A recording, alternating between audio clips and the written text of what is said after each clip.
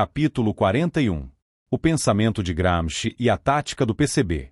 Gramsci foi o primeiro teórico marxista a compreender que a revolução na Europa Ocidental tem de se desviar muito do rumo seguido pelos bolchevistas russos. Gramsci apontou as diferenças cruciais entre países capitalistas avançados e o Império Russo de 1917. O que ele realmente ofereceu foi um novo que fazer ao Ocidente desenvolvido. Admite-se, em certos círculos, ter sido ele o genitor ideológico do que se tornou conhecido como eurocomunismo, um corpo de doutrinas cada vez mais influente, que objetiva casar o liberalismo com o marxismo. Para ele, a experiência revolucionária russa não proporcionava, de fato, um modelo adequado para o Ocidente. Aquilo que Gramsci chama de sociedade civil, rede de instituições educativas, religiosas e culturais que disseminam modos de pensar, era, na Rússia primitiva e amorfa, incapaz de fornecer uma doutrinação moral e intelectual de caráter unitário. O Estado czarista fundava-se na ignorância, na apatia e na repressão, e não no consentimento voluntário dos súditos. Na falta de uma articulação complexa da sociedade civil, desse bloco de fortificações ideológicas em condições de absorver e de conter a insatisfação, a única defesa da velha ordem era constituída pelo aparelho do Estado, que Gramsci denomina sociedade política. Entretanto, no Ocidente, o Estado constitui mera trincheira externa, linha avançada de defesa, atrás da qual existe uma poderosa cadeia de fortalezas. Essa cadeia de fortalezas compreende o conjunto, difuso e altamente desenvolvido, da sociedade civil, o qual propaga a ideologia da classe burguesa dominante. A burguesia conseguiu, assim, estabelecer a sua hegemonia, isto é, a sua supremacia intelectual e moral, sobre a grande massa dos cidadãos.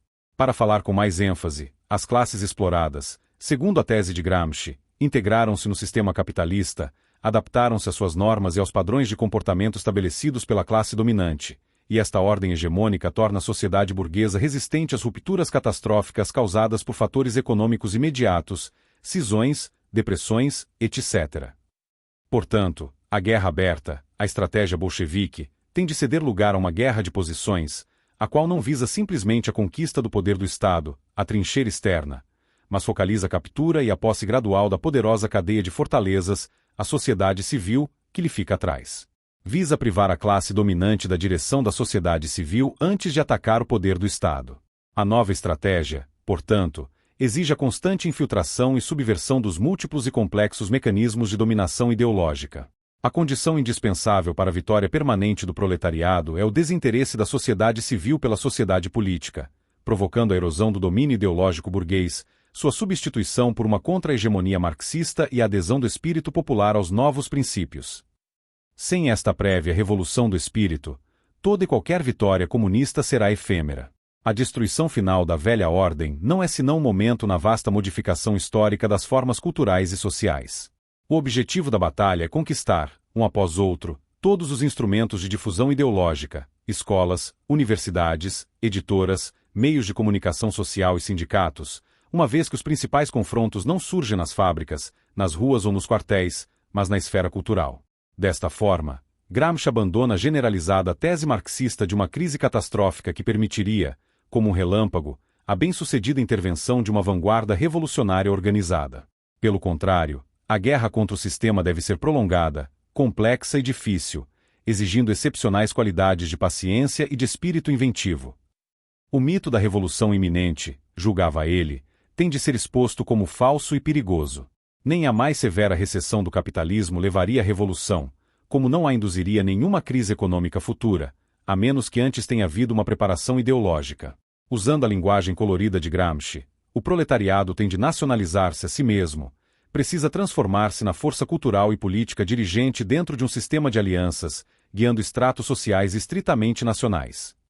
Tais alianças não são simplesmente temporárias e instrumentais, mas orgânicas. Certos elementos sociais não proletários devem ser plenamente incorporados ao movimento, ficando implícito que é necessário colocar em pauta uma série de objetivos intermediários para que esses grupos sejam absorvidos no processo revolucionário. O proletariado só pode ser vitorioso e garantir a estabilidade da sua nova ordem, na medida em que conquiste as demais classes exploradas para sua causa. Gramsci criticava a tendência a falar em revolução sem ter noção precisa do que era necessário fazer para realizá-la, fazendo referência à nova linha do Comintern sob Stalin, argumentava contra as posições abstratas e mecânicas, cuja rigidez considerava antimarxista. Falar em passagem direta do fascismo para a ditadura do proletariado era mero esquematismo, pois seria mais provável haver um período de transição do regime presente, fascismo, na Itália da década de 30, para o triunfo proletário. O partido, portanto, deve adaptar a sua tática a essa eventualidade, sem receio de parecer que não é revolucionário.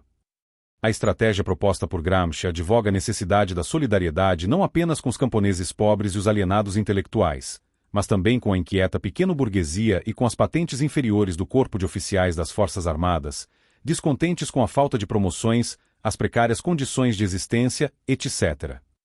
O objetivo desse novo sistema de aliança seria intermediário, a restauração das liberdades democráticas, destruídas pelo regime fascista de Benito Mussolini.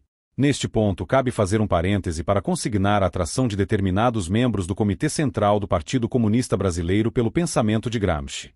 Essa tendência, no entanto, não é de hoje, quando os dirigentes do partido, valendo-se da abertura política e utilizando todos os meios de comunicação social, expõem como seu objetivo imediato a luta por um governo democrático.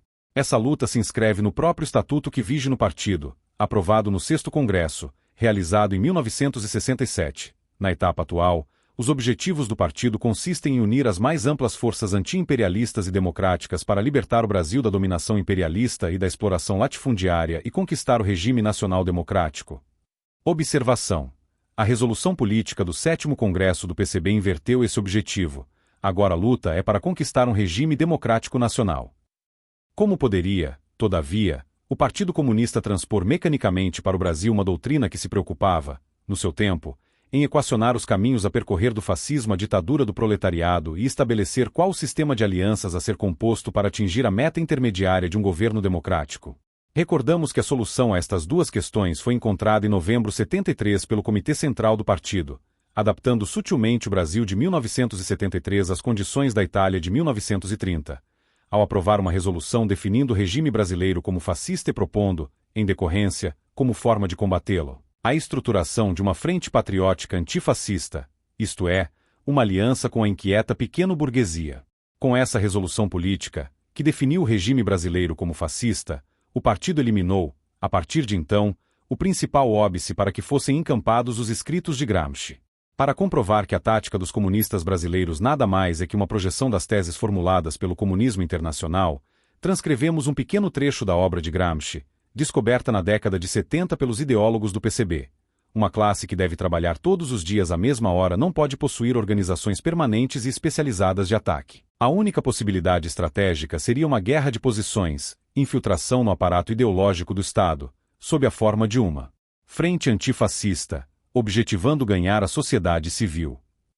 Partindo de suas reivindicações específicas, interesses espontâneos imediatos, segundo o jargão marxista, as organizações de base da sociedade civil, sempre, de uma ou de outra forma, infiltradas pela esquerda revolucionária, são levadas, sutilmente, a conjugar suas reivindicações específicas com as consignas definidas pelo partido como capazes de mobilizar as forças antifascistas numa ampla frente. Para entender-se a ostensiva divergência que hoje se observa entre o ex-secretário-geral do Partido Comunista, que, desde que regressou ao Brasil, em fins de 1979, vem fazendo proselitismo da radicalização e do engajamento do partido na luta por um regime socialista, e o atual Comitê Central, recordamos dois pontos importantes a considerar. A convivência de Luiz Carlos Prestes, nos 9 anos em que esteve exilado, em Moscou, com os ortodoxos dirigentes do PCUS, ao contrário dos demais membros do CC que, em países da Europa Ocidental, foram apoiados e influenciados pelas teses eurocomunistas dos PC da Itália, França e Espanha. A não participação de Prestes na reunião do Comitê Central de novembro de 1973, no Brasil, quando foi proposta a Frente Patriótica e o regime brasileiro foi definido como fascista, pois, desde 1970, já vivia na União Soviética. Considerando que a tarefa imediata do partido, de conformidade com a Resolução Política de novembro de 1973, consistia em promover essa resolução em emanação que a tornava necessária, particularizando políticas e palavras de ordem capazes de mobilizar as forças antifascistas, as organizações de base da sociedade civil, que viessem a integrar-se a essa frente. Isso, no entanto, já existia no arsenal do PCB, que, a partir dessa decisão, e como consequência dela, ressuscitou e deu alento a uma outra resolução política, publicada na Voz Operária número 2 de fevereiro de 1965, referendada no 6º Congresso do Partido, em 1967, que dava prioridade à luta do partido em torno de 3 objetivos táticos: liberdades democráticas, anistia e Assembleia Constituinte. Essa última palavra de ordem foi, depois, acrescida da expressão, precedida da livre organização partidária e do desmantelamento do aparato repressivo. Por outro lado, se observarmos com atenção a terminologia que passou a ser utilizada por determinados dirigentes do PCB quando do regresso ao Brasil, em fins de 1979, logo após a anistia, poderemos vislumbrar nela o pensamento de Gramsci. O PC não coloca a análise da luta armada, porque o quadro político tem a ver com a coalizão de todas as forças democráticas e o fortalecimento da sociedade civil. José Albuquerque Salles, Jornal do Brasil de 5 de janeiro de 1985. Comunistas e não comunistas que privaram um pouco do exílio do Sr. Armênio Guedes, membro do Comitê Central, em Paris estão convencidos de que sua volta ao Brasil, dia 9 de fevereiro de 1980, elevará o debate político próximo do Granciano. Pela primeira vez a esquerda colocará o apelo à democracia como valor universal. JB de 6 de fevereiro de 1980. Retomando o pensamento de Gramsci, após estabelecido o Estado liberal, o proletariado, através de sua vanguarda, o partido, deveria preparar-se, aí sim, para a batalha final. Aproveitando o prestígio e a influência obtidos durante a campanha antifascista, o partido estaria em excelente posição para levar seus adversários ao descrédito, remover o véu da ideologia burguesa e construir uma hegemonia marxista. Essa foi e é a tática do nosso PC. As propostas de Gramsci, contudo, em sua época, pareciam desafiar a política oficial do Cominterno e geraram hostilidade entre os seus próprios companheiros de prisão. A atmosfera havia se tornado carregada de acusações e recriminações, chegando alguns presos a clamar que Gramsci havia se transformado num social-democrata oportunista. Essas mesmas acusações a esquerda faz, hoje, ao PCB. Gramsci era, no entanto, um leninista ortodoxo, dedicado à bolchevização do seu partido. Em fins da década de 20 e começo da década de 30, 3 fatos pesaram fortemente em sua consciência: 1. A degeneração brutal do regime soviético sob Stalin. 2. O despertar do fascismo na Europa. 3. A importância e a confusão da esquerda revolucionária. Gramsci elaborou uma estratégia democrática. Essa nova estratégia fundamentava-se no conceito de hegemonia. Nas sociedades desenvolvidas do Ocidente, a luta pelo socialismo deveria prosseguir ao nível da base de um amplo entendimento, de alianças com vários grupos sociais, e não ao nível de uma confrontação violenta pela posse do poder do Estado. A sua teoria da hegemonia, sem excluir a possibilidade de situações violentas, analisa essencialmente a aquisição pacífica do poder, uma transição evolutiva e indolor do socialismo, tornada possível, principalmente pela pressão popular.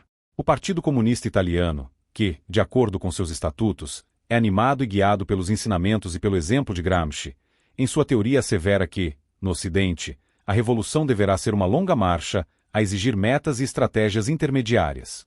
Gramsci estava cônscio da necessidade das alianças de classe, da cautela, dos compromissos de curto prazo e da construção de um consenso nacional em torno de valores e princípios socialistas. A ideia central da ação política de Gramsci era a unidade. Unidade dos partidos e das classes trabalhadoras na luta pela defesa das instituições democráticas, unidade das massas trabalhadoras socialistas com as massas trabalhadoras católicas da cidade e do interior, unidade dos trabalhadores e camponeses, unidade dos trabalhadores braçais com os trabalhadores intelectuais, para a criação de um bloco de forças nacionais. Palmiro Togliatti, secretário-geral do PCI, em discurso proferido em Nápoles, 29 de abril de 1945.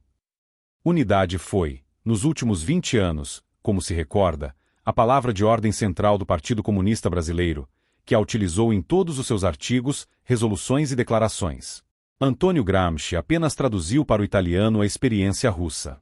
Ainda que basicamente leninista, a sua teoria propunha uma visão diferente da revolução, enfatizando a necessidade de uma ampla aceitação popular.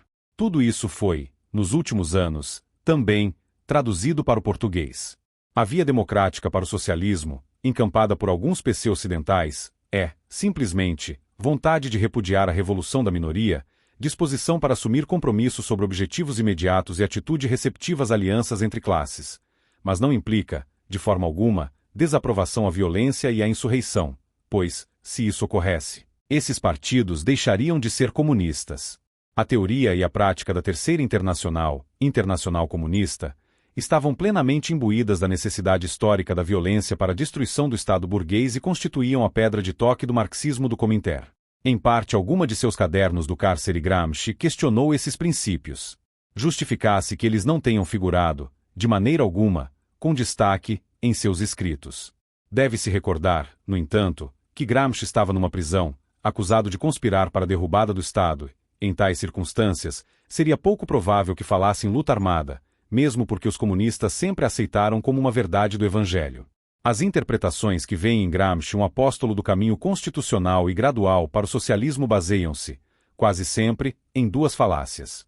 A crença de que a estratégia da guerra de posições, estratégia de paciente penetração e subversão, e a guerra de movimento, estratégia do ataque frontal, são para ele duas alternativas que se excluem mutuamente. A lenda de que o apoio aos objetivos intermediários e às alianças de classes assimila a aceitação da continuidade histórica e a exclusão da ruptura revolucionária. Nada do que Gramsci escreveu sobre a guerra de posições sugere que a tomada do poder pelo proletariado tenha que ser pacífica ou parlamentar. Na sua opinião, a guerra de posições e a guerra de movimento são duas formas de uma única guerra, não mutuamente excludentes, mas complementares na sua similitude. A guerra de posições será um instrumento fundamental nas sociedades avançadas. A posse das fortificações internas constitui a garantia decisiva da vitória final. O assalto direto, todavia, não deve ser excluído como um curso adequado de ação em dado momento. O recurso às armas está sempre presente no espírito de Gramsci. Toda luta política tem sempre um substrato militar. O elemento decisivo de qualquer situação é a força, organizada em caráter permanente. Portanto, a tarefa essencial é a de atender sistematicamente a essa força, formá-la pacientemente, desenvolvê-la e torná-la mais homogênea, compacta e senhora de si. O aspecto militar da luta torna-se especialmente importante quando o proletariado tiver, enfim, conquistado as instituições da sociedade civil e consolidado uma contra-hegemonia. É neste ponto que se dá o ataque à fortaleza do Estado. A revolução do espírito cede lugar, então, à revolução armada. Gramsci, assim como nenhum outro comunista, jamais acalentou a possibilidade de que a burguesia capitule sem lutar até o último bastião. Ele deixa isso claro em suas anotações sobre o capítulo Crise de Autoridade, situação na qual a hegemonia dominante está se desintegrando, na qual as grandes massas se afastam da ideologia tradicional e na qual rompem-se os laços que as prendem às formas dominantes de pensar. O objetivo da guerra de posições na sociedade civil é precisamente suscitar essa crise de autoridade. Mas as classes dominantes afastam-se do poder pacífica e voluntariamente. Não, diz Gramsci, a conquista do poder pela violência exigia a criação, pelo partido do proletariado, de uma organização de tipo militar, que esteja espalhada por todos os ramos do aparelho estatal burguês e seja capaz de feri-lo e de assestar-lhe sérios golpes no momento decisivo da luta. Seja qual for o grau de êxito que o proletariado tenha na divisão e na desmoralização da máquina coercitiva do Estado, ainda assim sempre perdura um núcleo de forças contra-revolucionárias que não pode ser convencido, mas vencido, pois nem a mais popular das revoluções será unânime. Os círculos governamentais, seus lacaios ou outros grupos recalcitrantes terão de ser compelidos, à força, a aceitar a nova ordem. Tal como os comunistas são forçados, na sociedade burguesa, a respeitar o direito de propriedade, gostem ou não, também os não comunistas devem ser coagidos a obedecer aos princípios revolucionários básicos. A transformação socialista não é uma festa e nenhum assunto cavalheiresco, levado avante com uma preocupação meticulosa pelos princípios do liberalismo. A teoria de Gramsci não se esquiva à violência. A guerra de movimento, assalto do Estado burguês pela violência, constitui um suplemento crucial para a guerra de posições, infiltração paciente na sociedade civil e no aparato ideológico do Estado. A flexibilidade não equivale ao revisionismo. Não há um melhor modelo de determinação revolucionária do que o de Lenin. Ele mesmo compreendeu, pela primeira vez, que o proletariado não é o único depositário da revolução marxista e que a aliança com o campesinato pode servir para dar um impulso à história. Em seu livro Duas Táticas da Social-Democracia, Lenin argumentou que a causa do comunismo pode avançar, em certas conjunturas históricas, graças à instituição de um regime liberal. O apelo de Gramsci a um interlúdio democrático e à política de alianças foi suscitado por aquilo que ele admitia serem circunstâncias novas e excepcionais: o fenômeno da popularidade do fascismo e o Partido Comunista exilado e dizimado, situação semelhante à que os comunistas brasileiros vislumbraram no Brasil de 1973. Em 1924, sob o fascismo italiano e ainda em liberdade, Gramsci apontou qual deveria ser a posição e a tática política do partido naquele contexto: a luta pela democracia, porque as grandes massas trabalhadoras estão desorganizadas, dispersas e pulverizadas numa confusa multidão. A tarefa essencial do nosso partido consiste em conquistar a maioria da classe trabalhadora. A fase que estamos atravessando não é a de luta direta pelo poder, mas uma fase de transição para a luta pelo poder. Uma fase, em resumo, de agitação, de propaganda, de organização. O que leva alguns a considerar Gramsci um social-democrata não foi a mudança de suas ideias para a direita, mas o fato da política do Comintern, sob Stalin, ter descambado fortemente para a esquerda. Os social-democratas, que procuram atenuar o choque dialético entre capitalismo e socialismo, argumentam que o lado bom de todo momento histórico deve ser preservado na antítese dialética. Gramsci explica que essa posição implica negar a força da negatividade, espinha dorsal da dialética e da história, pois, na realidade histórica, cada antítese deve, necessariamente, colocar-se como antagonista radical da tese, destruí-la e substituí-la por completo. O autêntico pensamento dialético considera a antítese como a negação total da tese, que é demolida e não simplesmente modificada. O proletariado é a antítese, a força inovadora, e a tese é a ordem social capitalista. Luciano Gruppi, membro do Comitê Central do Partido Comunista Italiano, num livro a que deu o título Pensamento de Lenin, traduzido para o português por Carlos Nelson Coutinho, militante do PCB, reconstitui a verdadeira fisionomia intelectual de Lenin e esmiuça toda a sua obra, apresentando aspectos até certo ponto surpreendentes, esquecidos, já que não se prestavam à instrumentalização promovida durante os 30 anos de ditadura stalinista. Em alguns desses aspectos, que certamente estimularam os membros do Comitê Central empenhados na discussão da questão democrática, que constam do livro de Luciano Gruppi, Lenin sublinha a importância do aprofundamento das conquistas democráticas. Quem quer marchar para o socialismo por um caminho que não seja o da democracia política chegará inevitavelmente a conclusões absurdas e reacionárias, tanto do ponto de vista econômico quanto político. Volume 9 das Obras Completas de Lenin. Texto citado por Gruppi na página 56. Assim como o socialismo não pode ser vitorioso sem realizar uma democracia plena, o proletariado também não pode se preparar para a vitória sobre a burguesia sem travar, de todos os modos, uma luta consequente e revolucionária em favor da democracia, volume 22 das Obras Completas, citado por Gruppi na página 141. Para concluir, uma interpretação democrática do que Gramsci escreveu é incompatível com as suas opiniões expressas. E quando essa interpretação pretende equiparar seus pensamentos à social-democracia, entra no reino da fantasia. Apesar do seu pragmatismo e da preocupação com o apoio popular, nunca deixou de ser leninista, jamais se desviou da crença na revolução total, operada, em parte, através da intervenção da violência revolucionária. Embora o eurocomunismo reivindique suas ideias, ele próprio nunca deixou de estar comprometido com o autêntico antiparlamentarismo e insurrecionalismo, que os eurocomunistas dizem repudiar e os comunistas brasileiros, por mera questão tática, desejam afastar, momentaneamente, da ordem do dia.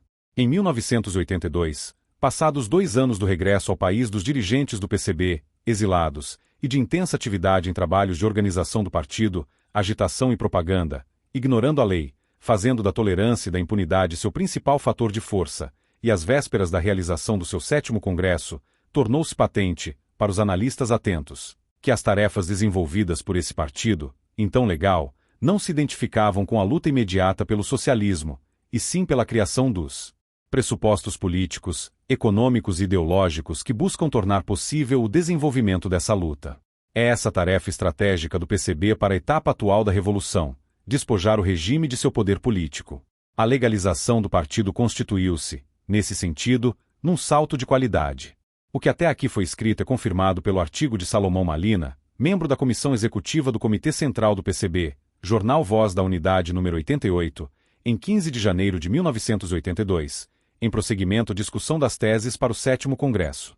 Desse artigo transcrevemos alguns trechos reveladores da total intimidade da tática ora adotada pelo PCB e os escritos de Antônio Gramsci, fato que se constitui num precioso dado de análise para o entendimento do conjunto de ações que esse partido vem desenvolvendo em busca da democracia, parte integrante da luta pelo socialismo. É por isso que os comunistas são os democratas mais radicais. Trecho extraído do artigo que iremos transcrever. Eis o artigo de Salomão Malina Notas sobre a discussão da democracia. As condições da liberdade política são as melhores para o confronto de ideias e a generalização dos ideais socialistas, e são, também, as que melhor permitem a organização política da classe operária. Pensamos que é necessário especificar com rigor o que se entende por democracia. Especificar a democracia é esclarecer o seu conteúdo de classe. É pôr de manifesto que ela sempre é uma fusão de 2 componentes, a organização do consenso em torno de uma classe e a organização da violência exercida por esta classe. Vale dizer, um substrato da democracia é a ditadura de uma classe. Na sociedade capitalista, a democracia política constitui a forma mais avançada pela qual se exerce a dominação burguesa. Na sociedade capitalista, os institutos e os espaços democráticos se estabelecem de forma a conservar a luta das classes dominadas afastada do controle real da propriedade e da produção. As conquistas das classes dominadas são sempre assimiladas de modo a não tocar no fundamento da propriedade privada. A estratégia burguesa opera a divisão e o diversionismo dos interesses das classes dominadas no próprio processo de incorporação das suas reivindicações. Como elemento ordenador deste processo, funciona o Estado.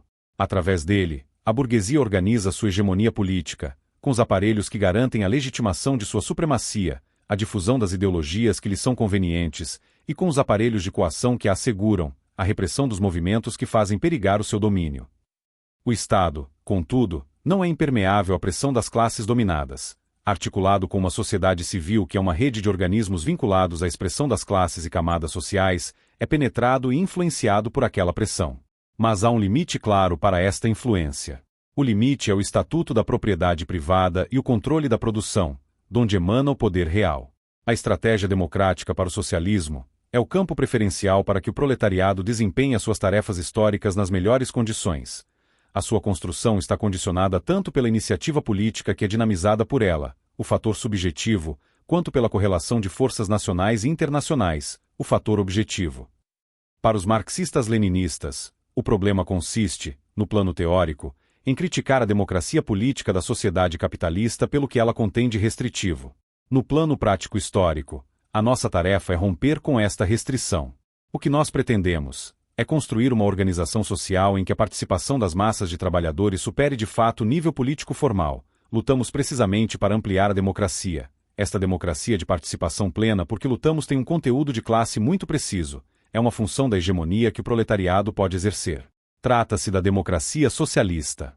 Supondo a supressão da propriedade privada dos meios de produção, a democracia socialista abole o fundamento último da restritividade da democracia burguesa. A democracia socialista surge, portanto, como a continuidade dos direitos de participação alcançados na sociedade capitalista, a hegemonia do proletariado, que sempre supõe a capacidade de estabelecer alianças. Não é, entretanto, algo que se produza subitamente.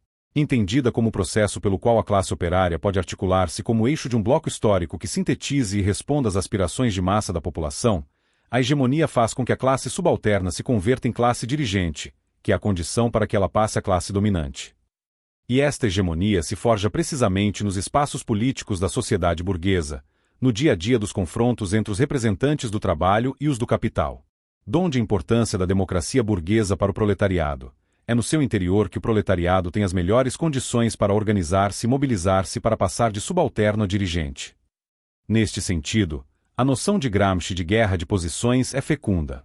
Já lutando pela hegemonia no próprio quadro da sociedade burguesa, o proletariado escapa ao imobilismo fatalista que se abriga na espera da hora H, quando a crise levaria ao colapso o Estado burguês.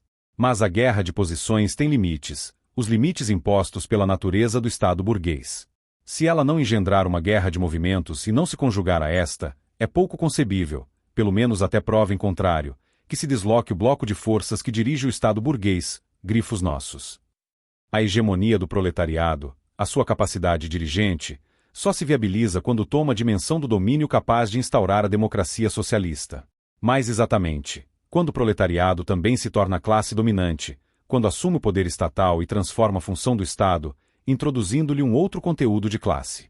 A expressão da hegemonia do proletariado que, dirigente, torna-se classe dominante, é justamente o regime que concretiza a democracia socialista. É a ditadura do proletariado, a forma política realmente mais democrática que a história registrou até hoje. A ditadura do proletariado, que instaura a democracia socialista, é, de um lado, a liquidação do aparelho opressor da burguesia. Aí reside o seu caráter de força, a sua natureza ditatorial. No entanto, não é o elemento da força, da violência, que caracteriza essencialmente a ditadura proletária. Este componente de força é uma variável da capacidade de reação, nacional e internacional, da burguesia.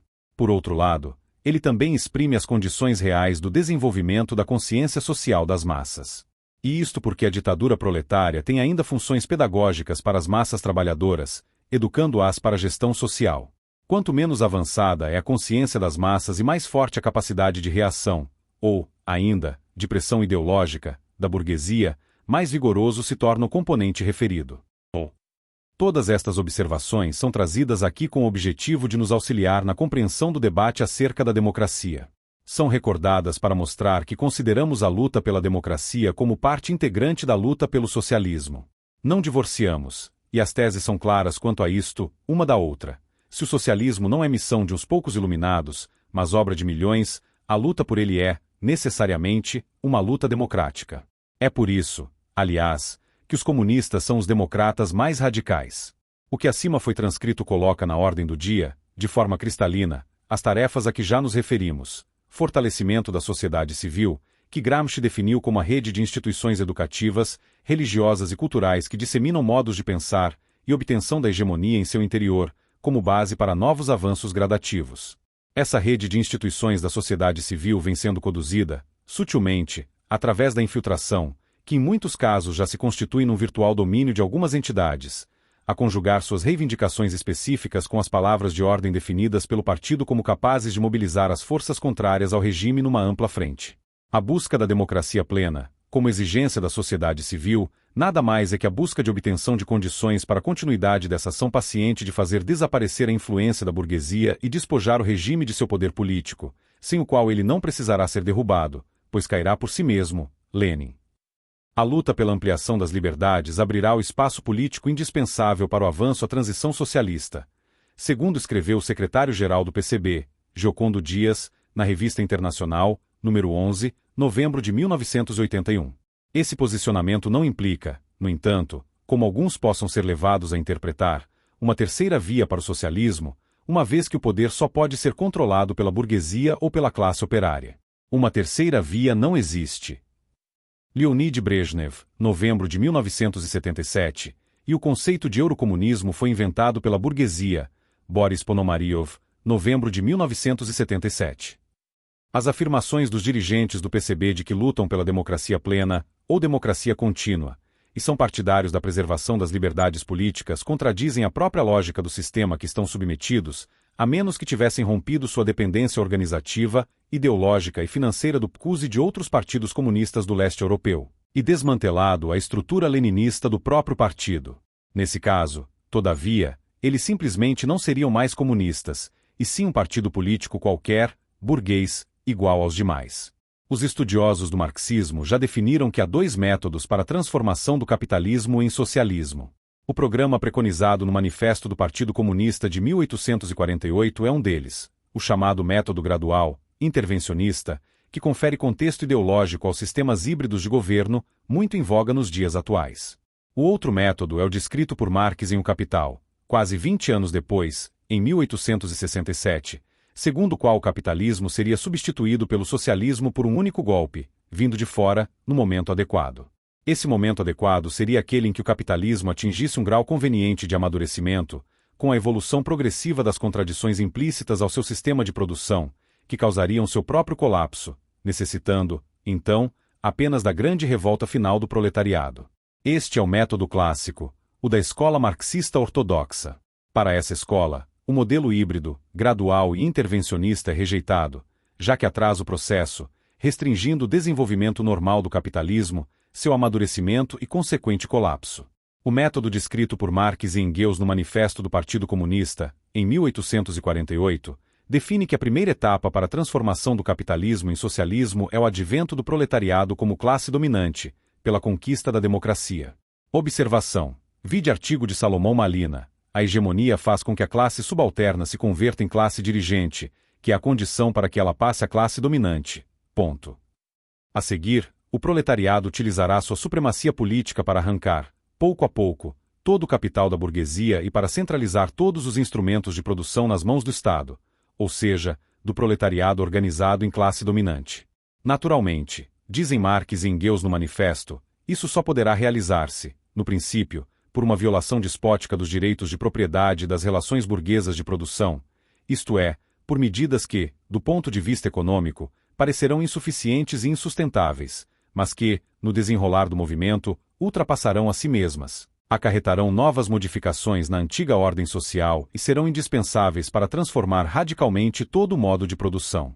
Essas medidas, é claro, serão diferentes nos diversos países. A expropriação da propriedade privada, além de acarretar uma violação dos direitos humanos, conduz a um permanente estado de guerra entre o Estado-patrão, sempre disposto a reforçar seu monopólio econômico, e o cidadão comum, igualmente determinado a evitar que isso ocorra. O resultado é o aumento da repressão. Aos que dizem que o hibridismo, o intervencionismo, nada tem a ver com o comunismo. Essa é uma boa tática, pois muitos dos antigos apelos do comunismo internacional foram tão vinculados ao regime soviético que não mais sensibilizam a clientela atual. A tática é matar o santo, destruir a igreja, mas não apagar as esperanças dos milagres socialistas prometidos. Renovar essas esperanças com moderna roupagem, para conquistar o sofisticado mercado político atual, disputado pela Segunda Internacional, social-democratas, socialistas, trabalhistas e pelo chamado eurocomunismo, esquemas híbridos, graduais, intervencionistas e parademocráticos, parece ser o objetivo atual. O que é preciso ficar claro, todavia, é que as diferenças entre esses esquemas graduais, o eurocomunismo e o comunismo ortodoxo, não passam de uma controvérsia quanto à tática a ser aplicada, em cada país, no momento específico, para atingir o mesmo objetivo: a implantação do planejamento total, a destruição da iniciativa privada e a substituição do capitalismo pelo socialismo. Trata-se de uma interpretação dos ensinamentos de Marx, entre facções, em que todas estão corretas. O curioso é que o documento em que Marx e Engels definiram as medidas hoje ditas eurocomunistas, intitulado Manifesto do Partido Comunista, poderia ter sido chamado de Manifesto do Partido Socialista, segundo escreveu Engels no prefácio à edição inglesa de 1888. Santiago Carrillo, ex-secretário-geral do, até bem pouco tempo, mais eurocomunista dos partidos comunistas, o Partido Comunista Espanhol, diz, em seu livro Eurocomunismo e Estado, que uma das grandes tarefas históricas atuais para a conquista do poder do Estado pelas forças socialistas é a luta determinada, resoluta, inteligente, para voltar contra as classes que estão no poder a arma da ideologia, os aparatos ideológicos, pois nenhuma classe pode conservar o poder do Estado se perde a hegemonia dos aparatos ideológicos. Não estamos retornando à social-democracia. Não descartamos de nenhuma maneira a possibilidade de chegar ao poder revolucionariamente, se as classes dominantes fecharem os caminhos democráticos e se surgir uma conjuntura em que essa via seja possível. Essa é a tática pela qual optaram os grupos marxistas-leninistas brasileiros: obter a hegemonia nos aparatos ideológicos do Estado, rede de instituições que conformam a sociedade civil, e voltar contra as classes que estão no poder a arma da ideologia, pois nenhuma classe pode conservar o poder se perde a hegemonia dos aparatos ideológicos. Tática extraída do Manifesto do Partido Comunista, 1848. Isso não significa, repetimos, descartar a possibilidade de chegar ao poder revolucionariamente, ou seja, através da luta armada, se as classes dominantes fecharem os caminhos democráticos e se surgir uma conjuntura em que essa via seja possível. Tática extraída de O Capital, 1867. A concepção materialista da história diz que a base material condiciona todas as transformações históricas, ou seja, que a superestrutura é consequência da estrutura. A burguesia tinha poder econômico, mas não tinha poder político, e realizou a sua revolução, pois a base material condicionou a sua ação. O proletariado não tem poder econômico, nem político. Também não tem base material, pois os chamados meios de produção estão nas mãos da burguesia. No entanto, a consciência de classe lhe é introduzida pelos intelectuais pequeno-burgueses do Partido Comunista, o procurador da classe operária. Com essa força subjetiva, o proletariado fará a sua revolução, segundo a doutrina marxista. Impulsionado pela sua vanguarda, o PC, o proletariado estabelecerá o seu caminho político e, através do seu Estado, a ditadura do proletariado, irá adquirir o poder econômico, arrancando, pouco a pouco, todo o capital à burguesia, centralizando os meios de produção nas mãos do Estado e estatizando a propriedade privada. Unindo a combatividade, a resolução, a capacidade de organização, de agitação e de propaganda à prudência, ao reconhecimento da correlação de forças existentes em cada momento específico e à compreensão da situação política nacional e internacional em todos os seus aspectos, a esquerda vem atuando obstinadamente, cumprindo as tarefas definidas, editando livros e jornais, promovendo e participando, no Brasil e no exterior, de congressos e reuniões científicas, educando politicamente seus militantes em cursos na União Soviética, Cuba e RDA, infiltrando-se no parlamento, nos partidos políticos e em todos os setores da vida nacional, fundando suas próprias entidades de frente, pregando a unidade, a organização e a mobilização do povo.